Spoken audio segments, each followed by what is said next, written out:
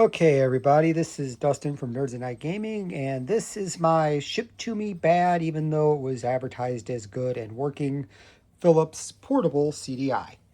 Now, why I'm making a video like this when normally I just do little quick shorts and trial videos is in my searching between ChatGPT and Google and everything, I did find a couple of YouTubers out there who have claimed to repair these, and I'm sort of putting out an SOS for if it's even viable to try to fix or what. Long story short, I ordered this through an auction site, charity based. They had pictures of it reaching the home screen, and they said, hey, the disk drive may not work. We didn't have any games to test it. That's fine, but bought it under the pretense that it would at least boot to the home screen. When I got it and plugged it in, at first there was no response, and now but it does appear like at least to the brick, the power's getting or the power brick is getting power.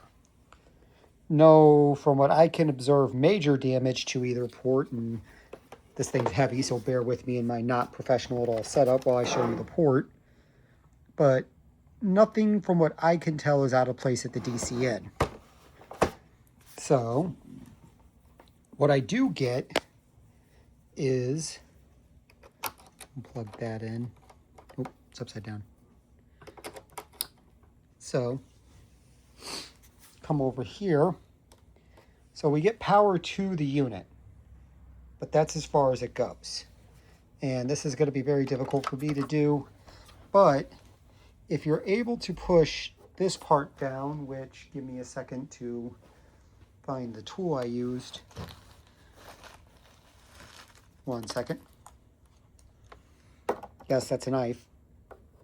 If you notice, you get maybe a quarter turn of the disk drive, and it is trying to fire the light. As for the screen, as you can see right now, there's no output, but if I jiggle the power cord right sometimes, may have to turn it off and turn it back on.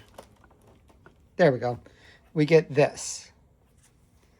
Now, as I said before, I did a lot of Google searching and forum searching, and it comes out to probably being a capacitor breaking, especially in the power regulation area. But I'm not, at any stretch of the imagination, a guy who can do anything with soldering. I tried on a dummy board a couple of times. I got the shaky hands. It doesn't work.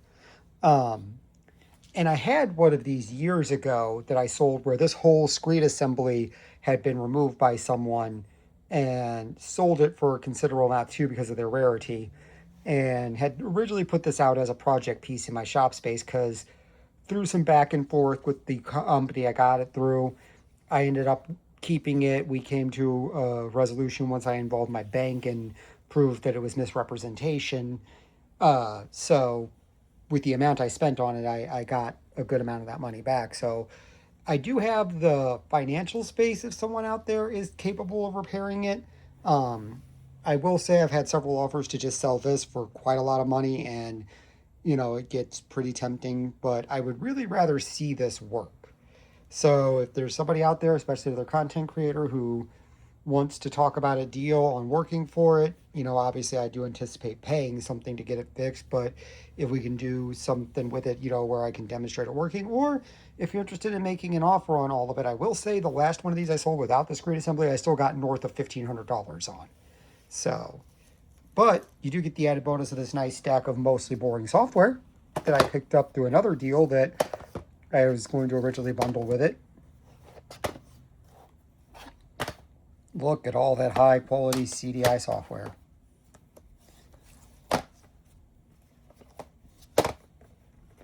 Anyway, leave comments on here or reach out at nerdsatnight, NITE gaming at gmail.com. If you have any questions, or Nerds at Night on Facebook, same thing, NITE. And see if you have any questions or if you have any comments on problems or some good tutorials for a relatively tech inexperienced person who might be able to get this up and going. Thanks.